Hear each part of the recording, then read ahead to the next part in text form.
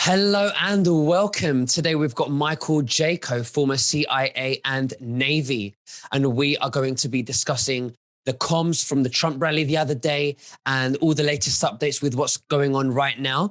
Now, just before we begin, you can subscribe to our Telegram channels and to nicholasveniamin.com for my free email updates. And if you're watching this for the first time on YouTube, I will leave the link below in the description for the full interview. And this, of course, myself and Michael can choose our words wisely due to the insane censorship that's happening right now. Mike, thank you for joining me. How are you and what have you been up to? Fabulous, Nicholas. Thanks for having me again. And I always love coming on your show. It's been great. I've been watching, events unwind. I think for the deep state, and they're getting close to their end. I think we're going to talk about that in detail. It's going to be good. Absolutely. Now, I received a message this morning from Juan O'Savin. So Juan, if you're listening, thank you very much for keeping us informed. He said, I've been saying this all along, and he's a great storyteller, and I love the man. So this is what he sent me, and I'm going to read it out, Mike. And I believe he probably sent it to you as well, because I know you're close to Juan. And we can discuss your thoughts on this. So it says here, end of occupation and duration of GC obligations. Section 11.3 in the DoD Law of War Manual it is based on international codes of war from the Geneva Convention, which must be followed by all nations. Remember, Trump is by the book, law and order.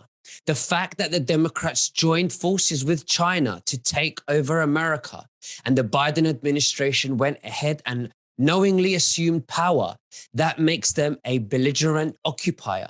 This is an act of war. The DoD War Manual states that Section 11.3 applies to both belligerent occupier and the occupied territory, the United States. According to the manual, after 1 year of occupation, the GC obligation will expire. Therefore, the 20th of January 2022 will be 1 year since China and the Biden administration took over and became a belligerent occupier. After this date, Section 11.3 will go into effect, and the military then has the legal right to take over the country. Now, what do you think that would be? Do you think they will take over behind the scenes? Do you think that they will go public with it? What are your thoughts, Mike? I think that behind the scenes, they have already been in action. We've kind of seen some of that with people that were very heavily in the press side, going against Trump and patriots pretty much. They have kind of disappeared from the scene. So I think some of those people have already pulled away, and they're basically using this. An act of war has been committed against America to slowly and systematically take some of these people out before the main event, which could possibly be the 20th.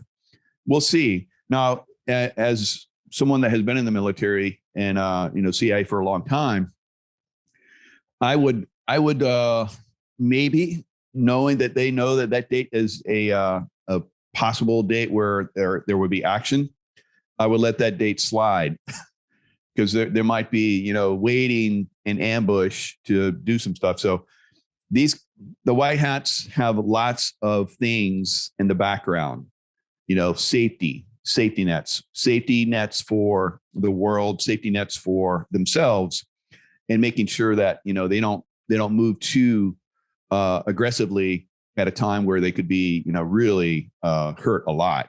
So they've done this before in the past. We see 9/11 events and so forth where, they were about ready to aggressively move, and then a 9/11 event would happen. So they're very, very smart about how they're going after this. So we may see the 20th come and go. But like I said, I think they've already been in action. It's already been happening. But there will be a more aggressive, more open type of movement at some point. We've been talking about that for a while. All of us couldn't believe that they were going to allow this occupation happen, this coup d'etat, if you will. And now in hindsight, we're seeing, this is basically the law of war manual in action. They had to have this event transpire so that they can plan a sting operation and basically get these guys all wrapped up. Now, when this goes down, let's say there is a military, occupation where they come in and start to take these evildoers down. It's not going to be, cut and dry. It's going to be an act that's very obvious to the world. And then there's going to be actions that happen after that. So the battles won't end. And the battles may even, reach a crescendo at some point in that time frame where there is an occupation. Because think of, the Allies, invading Normandy. That wasn't the end of the war. And they even had, this one point where the Germans pushed into the Allies very hard and almost, knocked the Allies out of the country, out of Europe. It was touch and go there for a while. So that we know that. So coming into this new battle, as we will, because it's a war, we're in a war. This war won't end anytime soon. There's going to be operations like we might be seeing on the 20th or somewhere around that date where, this really is going to kick off.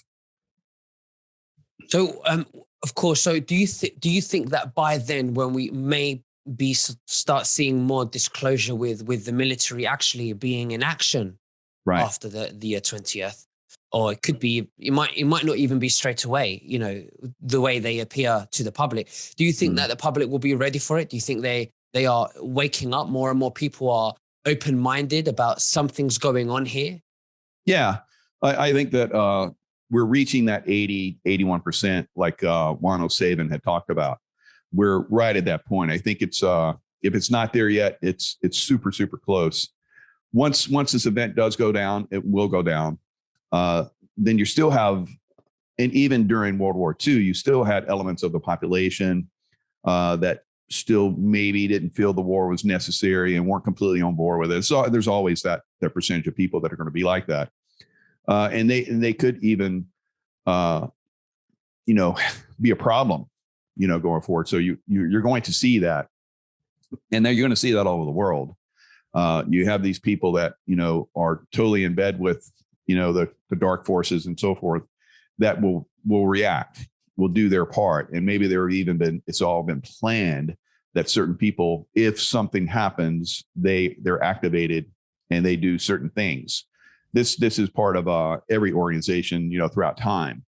When I was part of, going into Iraq, after we took down Saddam Hussein and invaded Iraq, there was like a period of time where it was like, oh, we won the war. And then the terrorist attack started. And that was basically their, special forces types units, which they'd already planned this for years in case America invaded or, Europe, the Allies invaded, if you will. They'd already planned to do basically terrorist attacks through special forces type teams. So those started, and we started to see, the country erupt, and it was almost touch and go there in Iraq there for a while, where it looked like they might actually drive everybody out. And here in America and so other places in the world, we even saw Spain withdraw their troops. Other groups started withdrawing their troops. I think Japan withdrew their troops. So it was kind of touch and go there for a while. But we increased forces that were there, and we're able to stifle the attacks and basically beat them down and basically turn the country around again. So we might see that with these guys, when we finally come in and start to hit them and hit them harder than we are hitting them now. I promise you, we're hitting them now. And it's more active and everyone sees it, and then more and more people start to get on board with it. That's going to be good.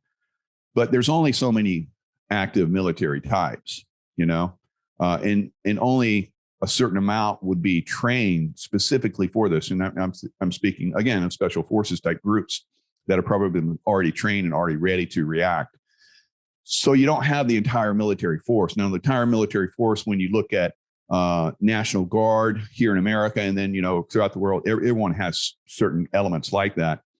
They would come forward, or, police forces and so forth, that would step up and start to become more active and, stop any of these possible attacks that are probably going to come once this happens. And some of them will get through. Some will see some carnage. I totally believe that.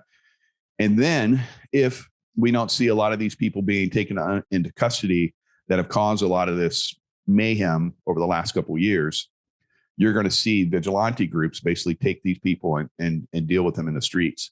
So we don't want that to happen. We want law and order. We want everybody to be calm and cool like they are right now. I mean, the world has done a really good job, I think, of being calm and cool. And it's like being in an abusive relationship. I got this from someone just recently, and it basically outlined being in an abusive relationship. So the world is in an abusive relationship right now. So what do you do in an abusive relationship? You basically maintain your peace the best you can. And this exposes that person. So other people start to see that.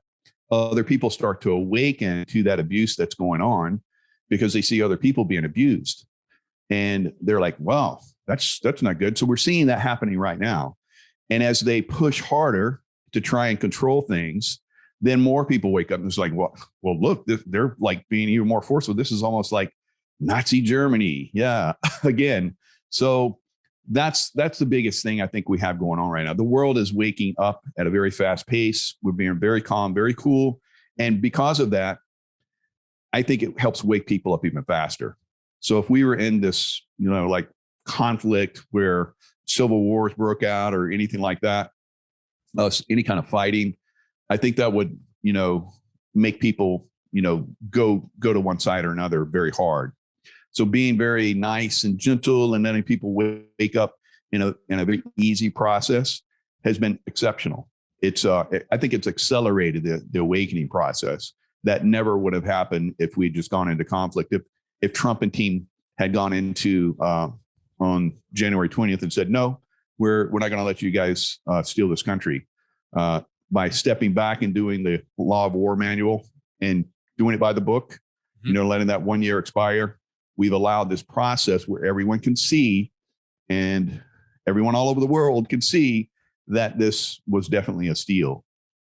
Absolutely. Wow. It's very exciting because now just in a few days, the 1 year will be up legally, according to the Art of War of the DOD manual. The military will be able to go in, and we'll just have to see what will happen, along with what Trump has said. He said that 22 is going to be a great year. But he mentioned in the rally also, which I want to speak with you about and ask you what you think about his speech. But what I picked up was that he said he's going to come back in 2024, or along the lines of he's going to do a comeback that, and take back the country, and like the likes of which nobody has ever seen. What do you make out of that? Yeah, it's just more posturing. There's also a kind of shift. Before he's been very pro, the thing that goes in your arm, very pro that. And people were kind of taken aback by that. I think that was posturing. That was part of a narrative that they were creating so that they could stay relevant and also maintain a little bit more control and help people out eventually, is what we're going to see. Because I think that they had planned to basically lock down the world completely for, years. And because he was able to do what he did, Trump and team, because it's not Trump, it's Trump. He's position head. So people look at him and go, it's all about Trump. No, there's a massive group behind him that has helped him come to power and has protected him. So part of that protection process is sometimes having someone else come forward and speak when there's perhaps danger. I think that was this last rally was one of those times where the person that was speaking as Trump was not Trump himself. So the hat was pulled low. We couldn't really see the eyes. The tie was off. There's lots of different things that was basically signaling that, hey, I'm not that guy. So when I looked at it, I got right away, that's not Trump. I also got that I felt that there was a major threat. And that's why they had the body double come in and speak. Now, sometimes I think what they do is have the person just move the lips and then Trump from another position, speaks, because there was a kind of awkward time there where Trump is, he's very personable. He can move from a speech to just talking off the cuff.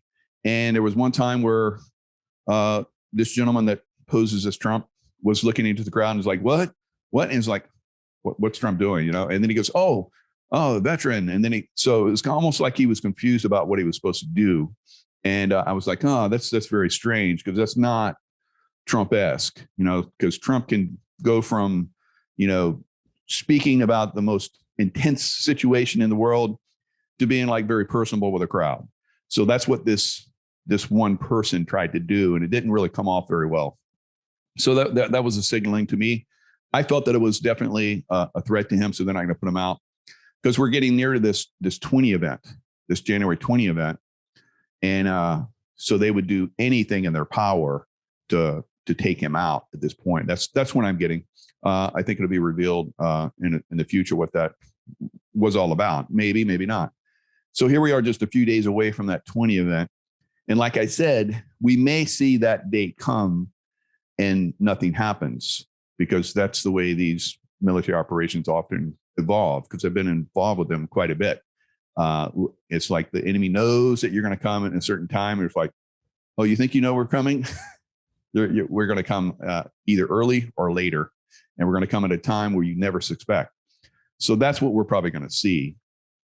And I've known this was coming, because it's very obvious to me that this is a military coup, and there's situations that have been worked into the system for many years. If some situation like this happened, then the military would come in and eventually, as we're going to see, I believe, in a massive scale, regain power. And then after that, the real Trump will come back, but he won't come back in power. I think that there will be an interim type of event. And so he was talking about 2024. So I think there will be another election. So he kind of hinted that there would be another election. Other things that he hinted at, and it seemed to me it was very, very open. He was really coming after the cabal, because he even mentions several times that, this election was stolen. Before, he's kind of hinted around. He didn't really come out and say stuff. This time it was gloves off, and he was really socking them. Right, absolutely. Now, when I was watching Trump rally, right at the bottom where you have, that banner at the bottom moving across, I saw Nasara Jassara. Now, what do you make of that? I didn't see that. That's very interesting. So that's even more information that's starting to come out. So that's, they're telegraphing lots of things in these, and there's little pieces that some people might get and some people don't. But yeah, I think that's a signal. It's been happening. We've talked about it several times. I think enough people have been exposed to, this is actually happening now. This is the thing. When you have this old system that's been in control for, a very, very long time, basically falls away, as it is falling away already, then you're going to have something to transition into. And it can't be like an overnight thing. So Nasara Jassara has been, working in on the backside, just like the military has been taking out certain key individuals on the backside. So when it does happen, it's not a massive shock, because a lot of people are going to run and hide. And they could actually shut down the world so they can go find them easier. So you might actually see that where the world basically stays locked down. And it's so that the people that go run, hide can be found and brought to justice. And I think that would be something we might see in the future. That would be logical. That would be from my military experience and so forth. I could see that coming about, but it could be something that's completely different. So that's something to look forward to. Absolutely. So Nasara Jassara is happening. It's coming in. We've already seen people. We've talked about people. People have come forward, said their bills and stuff have been taken care of. I have family members that have had their bills magically, taken care of. Haven't taken care of mine, but I did that. So I don't have any bills. So that's good. So I think a lot of people are going to see, as this system comes in, it's going to take care of the people that are good people. and people that have done, evil stuff with their money, they're not going to get taken care of. So there's a little bit of confusion on how Nasara Jasara comes in. It's like all debts are eliminated. No, not all debts will be eliminated. The debts, and somehow they will know that who's been basically doing evil with their money and who's been doing good and who has had their money stolen from them. I think a lot of people will get their money back. People have their debts eliminated. And then eventually, as people get involved in certain projects, the money will be given to them to do great projects. So I think the school system goes away. The hospital system goes away. They're all, compromised, completely compromised. So what replaces that? There's a lot of people out there that have great ideas. The system that we use right now for generating electricity, new systems come on, power generation, power will be available to everyone. Free, clean water will be available to everyone with no charge. So a lot of these things are coming forward. It'll be interesting to see how they evolve. We can only guess at this point what they will be, but I think it's going to be absolutely magical once they start to be revealed and we start to go deeper into them and reveal what's really the potential for humanity. Absolutely. Now, when we see disputes and inconsistencies between two members of the alliance, such as Linwood and General Flynn, do you think that is to make the White Hats look like they're destabilized to confuse the enemy? No, I think that's to basically expose the people that have infiltrated that are not good. So it's, I think that Linwood is a patriot. I think he's proven himself to be. Michael Flynn, from what I'm seeing, what I've looked at, and from what other people have told me, is not a good guy. So I'm not on board with them at all now. So I think that more and more people get exposed. It's gonna be amazing. We're gonna see people we thought were like bad, who are like playing a role, so that they get inside the bad guy camp and expose more people. So we'll probably see that, and we'll see people that we thought were good people that it did the same thing to the White Hats. So that's something I think is going to be. So I'm not on board with Michael Flynn at all. So I don't think he's a good guy. Absolutely right. Well, Michael, Jaco, it's been an absolute honor to have you. Thank you so much. Is there anything else that you'd like to say to the viewers before we finish? Yeah, as we move into these higher levels of consciousness, you have to stay in the love vibration. Stay in that vibration basically allows you to tap into your intuition and get the insights that you and I have, Nicholas. And as everyone moves forward, we start to create the world that we want, and only through the love vibration, through the higher levels of consciousness, can that happen. Absolutely. Well, Michael, Jaco, thank you so much, and God bless you. Bye-bye. God bless you. Bye-bye.